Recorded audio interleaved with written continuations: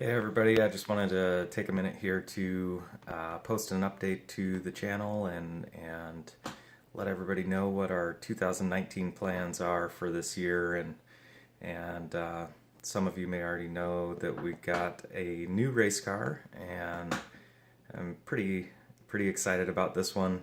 It's we've wanted to do and try out Hornet racing for quite some time, and so I'll show you here in the video what it looks like on the inside, but it's basically Hornet racing is any sort of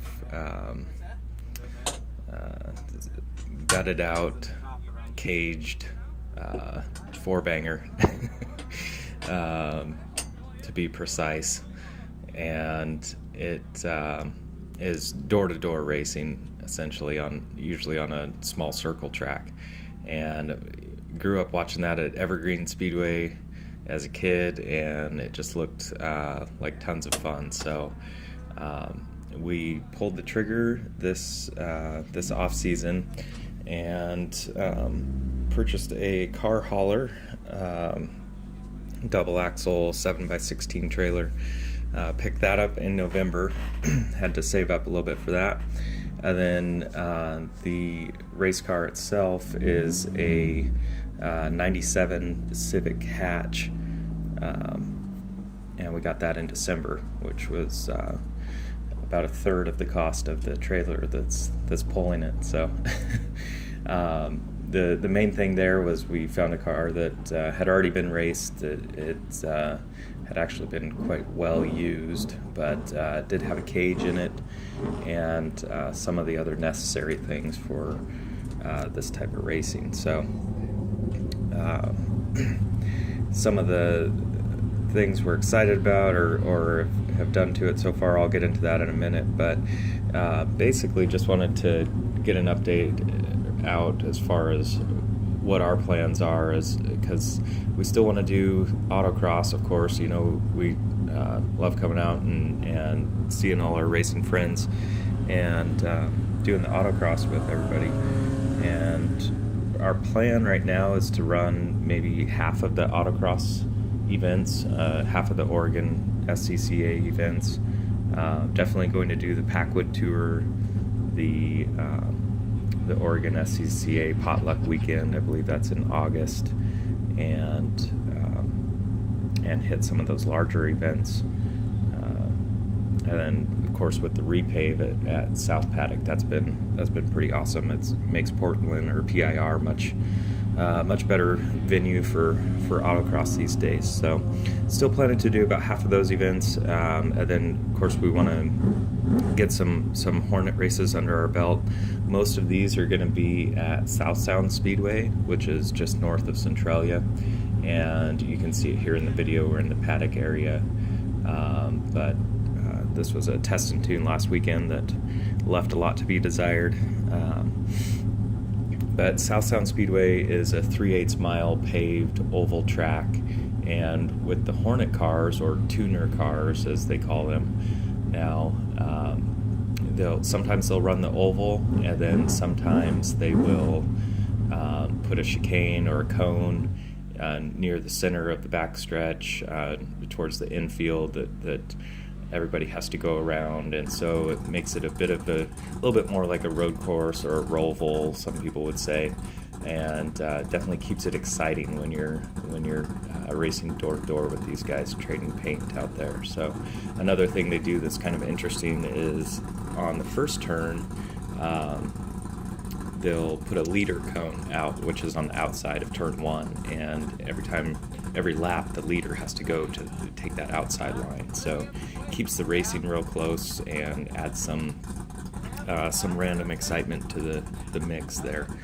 But we'll probably run at least a few races at South Sound, depending how the car performs, and then also want to run the Evergreen State Fair up in Monroe on Labor Day weekend, and they have a big Hornet race up there, and that's actually the same weekend the K&N NASCAR race is going to be, and some other large events as well. So probably take the kids up to the fair and and run that race and see how we do there. But the video that you see here is from a test and tune last weekend. We finally got the car situated, or so we thought, and trailered it up, unloaded it, set it up, got strapped in and ready to go here. And probably one of the most discouraging things we ran into, I'm sitting at the line here waiting to go out and run some hot laps, some test laps, and then the radiator lets go. So that was unfortunately that was all the further we got last weekend. That was the end of our day right there, and that was extremely frustrating. But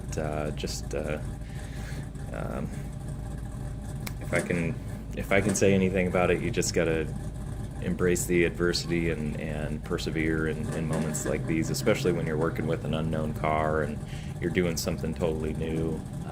So we're just back to the drawing board on that.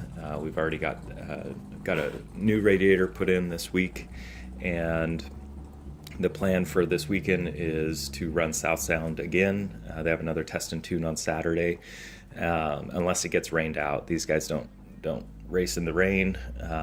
So if it gets rained out, we're gonna run the car come hell or high water here and take it down to PIR for an autocross if the test and tune at South Sound gets rained out. So that's the plan right now. So far, people say it's race ready when they sell it to you, but what you don't know is nothing's ever really race ready when it comes to door-to-door racing. We had to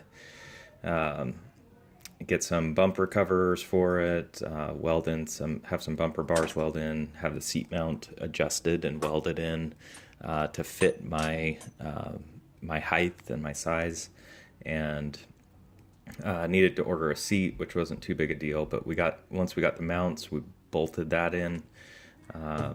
We got the belts bolted in as well, the 5-point harness. Got wheels and tires. I had tires shaved down because they come with like 10-30 seconds tread depth. It's just like all seasons or radials that you can run on these things. They have to be like 300 or 400 tread wear rating. So, and it's a speed rating of H. So we researched a little bit and got the best tires that we could find, and or that I read about, and had those shaved down to about 30 seconds. After that, we got the window net set up, a new window net piece welded in, just basic tune-up parts, plugs, wires, rotor cap, air filter, all that easy stuff. And also had a kill switch mounted. You have to have a kill switch in these cars, so if you wreck or something like that, and you're incapacitated or something, they can come out and just turn off the car right away from the driver's side window.